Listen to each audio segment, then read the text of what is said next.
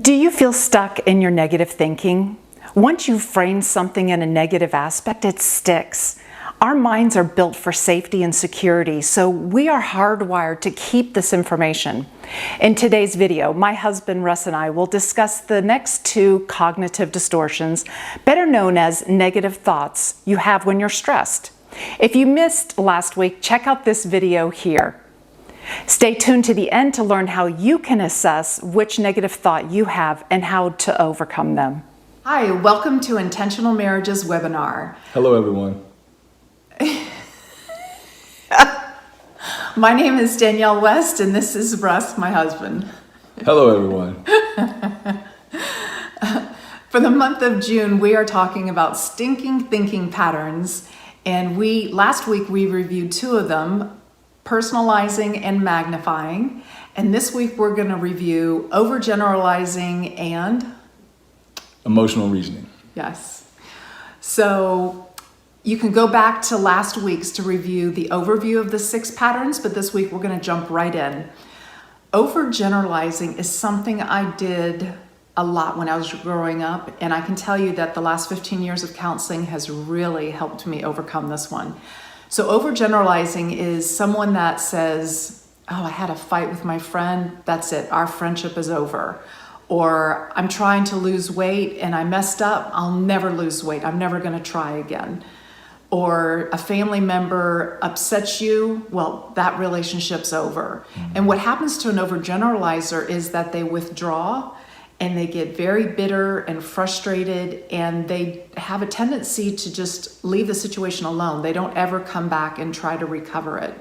So it's a very damaging type of thinking, and it's one that I just learned from a lot of family of origin, not just my immediate, but our whole family has a tendency to, the minute that they're hurt, well, the past must predict the future, and there's no hope, and so I'm just gonna cut it off.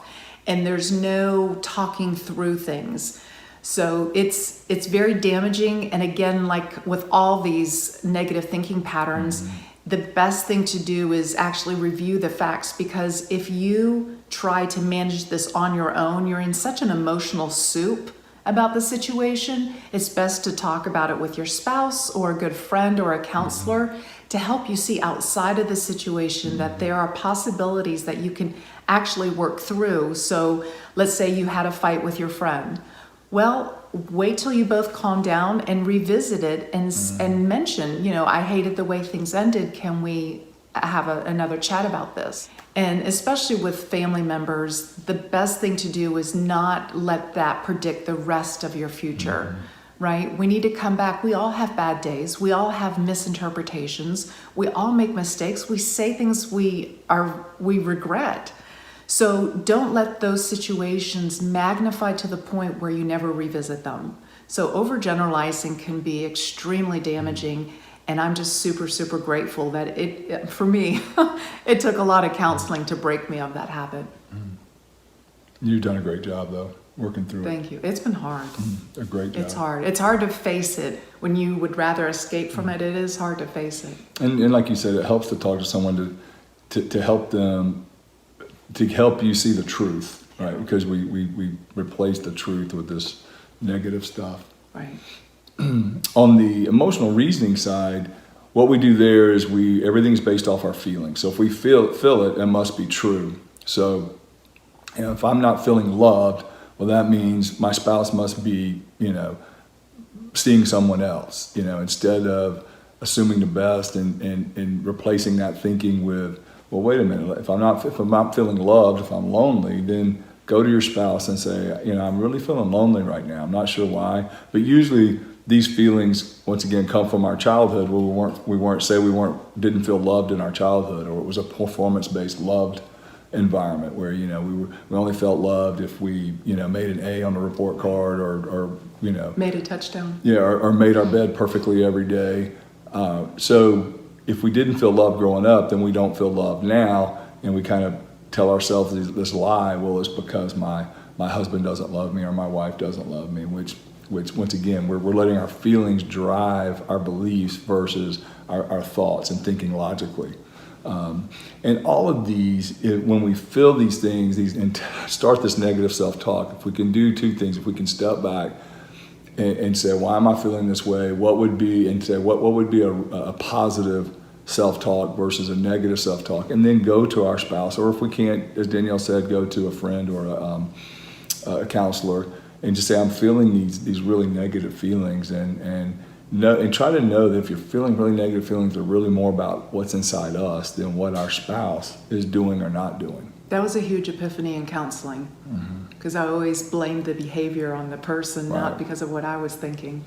Yeah, we blame our feelings on the other person. Yeah. Right? We feel bad. Well, if I feel bad, it must be their fault that I feel bad, versus what's already inside me. Right, right. And something you mentioned of, go to your spouse and say, hey, I'm lonely. I think I'm guilty of not doing that, just because that feels really super vulnerable. And vulnerability feels weak, right? If you know the Brene Brown wisdom that she has shared, is that vulnerability feels weak, but what is being received feels like courage. So just know it never feels good, and it's probably something our parents, most parents, haven't modeled well, because it never felt good for them, and their parents probably weren't vulnerable with them. So I think we're in a new era where we need to learn to step out in that, and to actually come to our spouse and say, hey, I'm feeling alone, and I need you. And it's hard. I just wanted to acknowledge that that's easier said than done.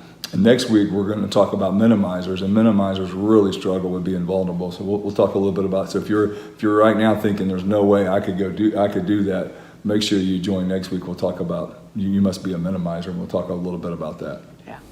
Tony Robbins believes in order to change your emotional state is not to try to think yourself there. He wants you to change your physiology. He calls them the power positions, like the superwoman position. You've heard these in TED Talks.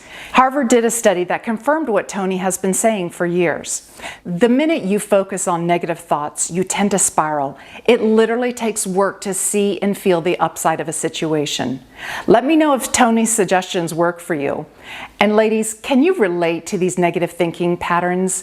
If so, I have a workshop where we dive deep into this issue of how we process stressful thoughts and learn how to change this behavior. If this interests you, schedule a call to join the Wives Who Thrive workshop, where we will work on these behaviors that might be damaging to your relationship. Again, if you missed last week's video, we talked about the two negative thinking patterns: personalizing and magnifying. You can check it out here in this next video.